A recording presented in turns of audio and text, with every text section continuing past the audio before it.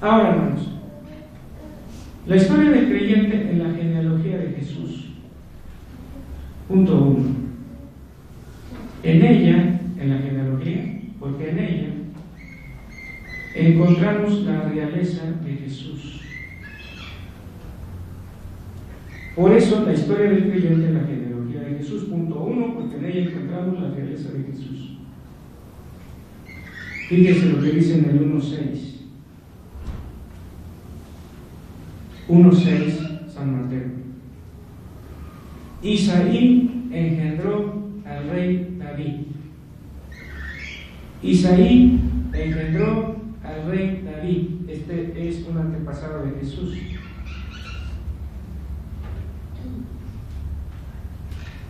En el mismo San Mateo, pero ahora en el capítulo 21, hermanos, concretamente es todo el escenario de la entrada triunfal, que así se le conoce. En el capítulo 21, el versículo 11, leemos lo siguiente. Y la gente decía, cuando extendían sus mantos, hermanos, las ramas de palmeras, etc., en el versículo 11, San Mateo mismo está escribiendo, y la gente decía, este es Jesús,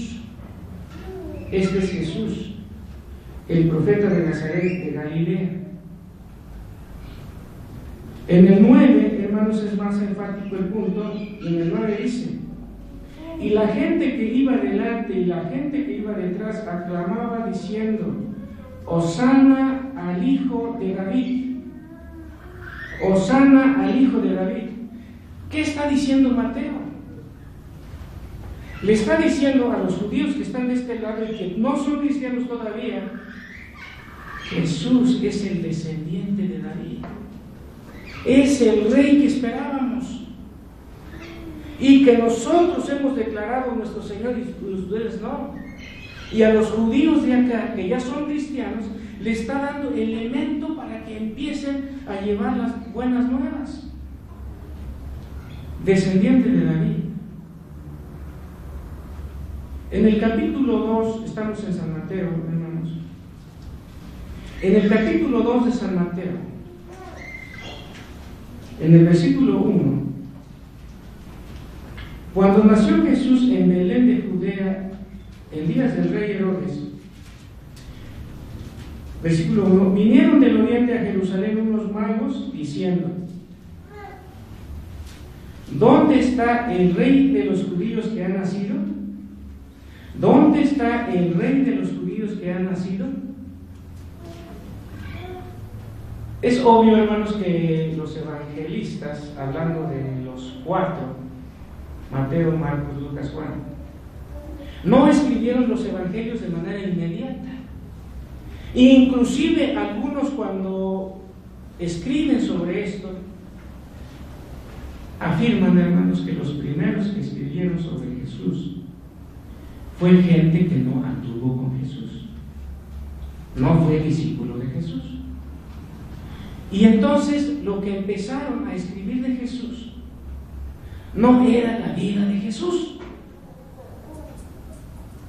o al menos tenían, entre algunas cosas, tenían muchas distorsiones, y los discípulos no escribían precisamente porque la ocupación era tremenda, además de que eran perseguidos.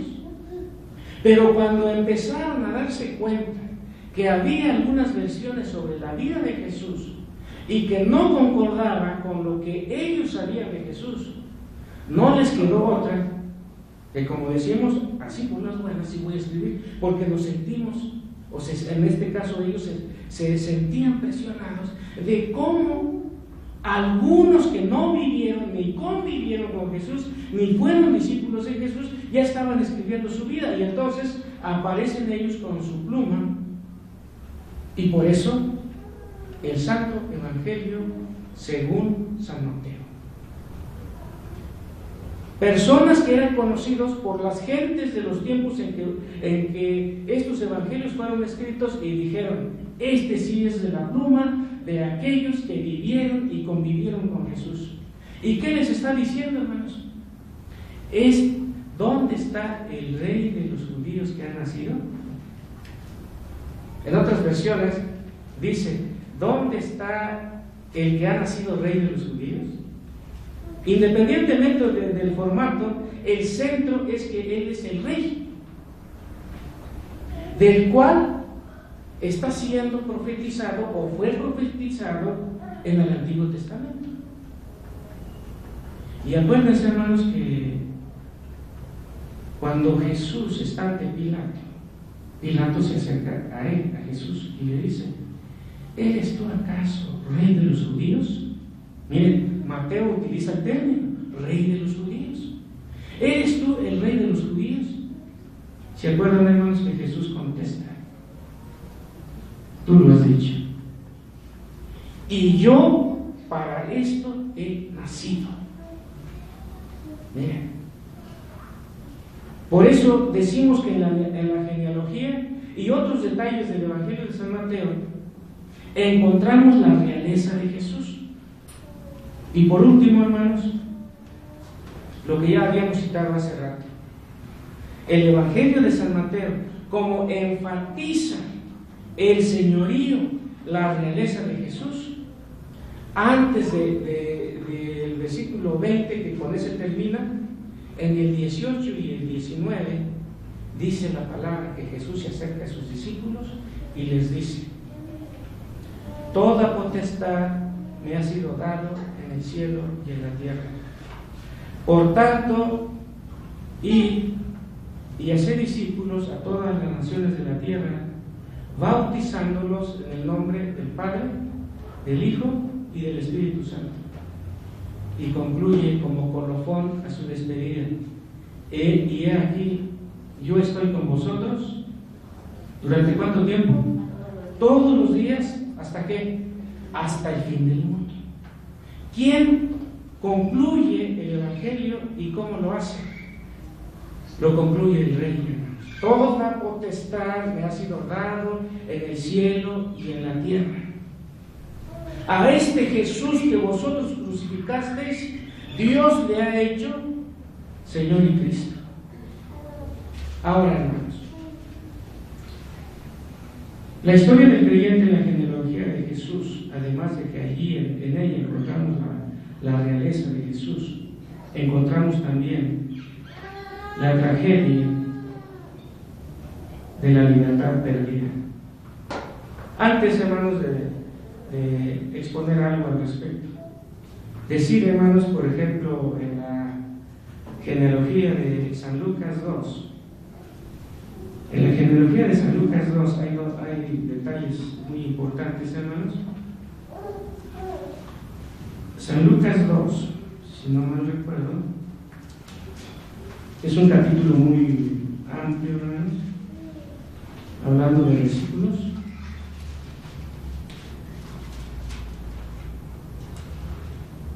Ven una genealogía aquí.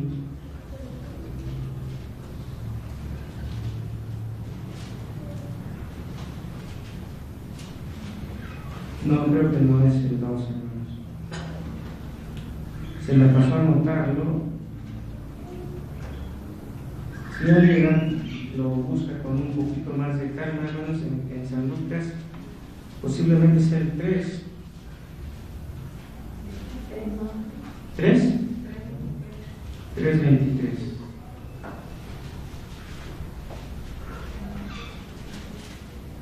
Ajá. Jesús mismo empieza el versículo 23 de San Lucas 3, hermanos. Es donde da datos sobre su edad, por ejemplo. Jesús mismo, al comenzar su ministerio, era como de qué años, hermanos? 30 años. Y fíjense, hermanos, aquí lo que yo quiero resaltar es que en la genealogía de Jesús, de este capítulo 3 de San Lucas, también aparece, por ejemplo, en el 32, hijo de David, hijo de Isaí. Pero fíjense cómo concluye el capítulo, versículo 38, hijo de Enos, hijo de Set, hijo de Adán, ¿y qué más agrega? Hijo de Dios. Fíjense la genealogía. Y nosotros, hermanos, conocemos a nuestros tatarabuelos, empezando por ellos. Miren la importancia, hermanos. Ahora, hermanos, la historia del creyente en la genealogía de Jesús. Punto 2. En ella encontramos la tragedia de la libertad perdida. Porque acuérdense, hermanos, que de la deportación de Babilonia, que es una generación, y luego habla de la generación al cual perteneció Jesús. El pueblo israelita, hermanos, no es libre. No es libre. Primero bajo Babilonia, en los años aquellos del libro del profeta Daniel, del libro del profeta Ezequiel, predicho por el profeta Isaías, etc. Y en el tiempo en el que Jesús nació, y que Mateo, interesado en convencer a sus contemporáneos de la divinidad de Jesús, hace una genealogía para que no haya ninguna duda de que Jesús, al que vosotros crucificasteis en palabras del apóstol San Pedro en Hechos 2, es el Mesías prometido del Antiguo Testamento. Pero hermanos, ellos en el tiempo de Jesús, acuérdense que estaban bajo el Imperio Romano. Estaban bajo el Imperio Romano. Por lo tanto, la libertad lo habían perdido. Pero no solamente la libertad política, la libertad económica, sino la libertad espiritual.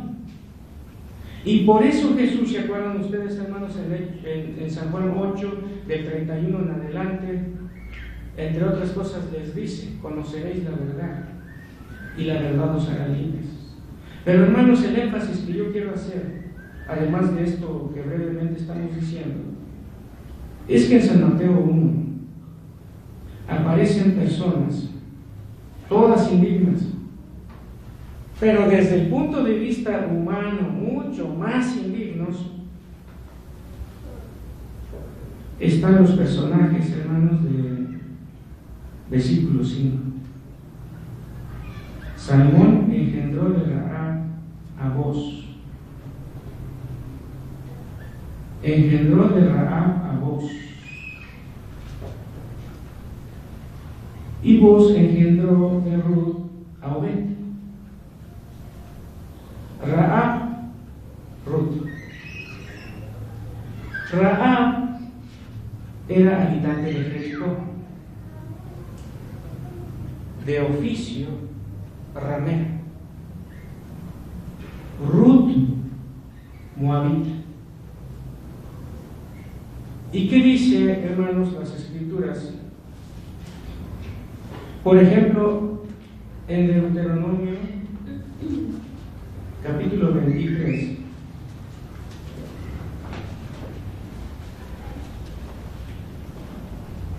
de Deuteronomio versículo 3. Deuteronomio capítulo 23 versículo 3: no entrará amonita ni moabita en la congregación de Jehová, hasta la 10ª generación de ellos no entrarán en la congregación de Jehová para siempre. Ruth era moabita. Rahab era habitante de Jericó, tal vez en la entrada de la ciudad.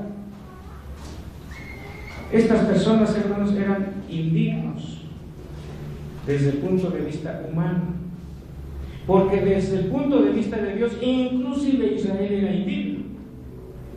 Pero puesto que Dios en su misericordia, con toda la indignidad y pequeñez, les había llamado para ser pueblo de Dios, en ese sentido, ellos tenían una dignidad otorgada por la gracia de Dios. Pero estas personas no entrará amonita ni moabita en la congregación de Jehová hasta la 10ª generación. Y allí estamos nosotros, hermanos. Acuérdense que cuando Jesús vino, según San Pablo en Efesios 2, entre otras cosas dice, quitó la pared intermedia de separación. Entonces, hermanos,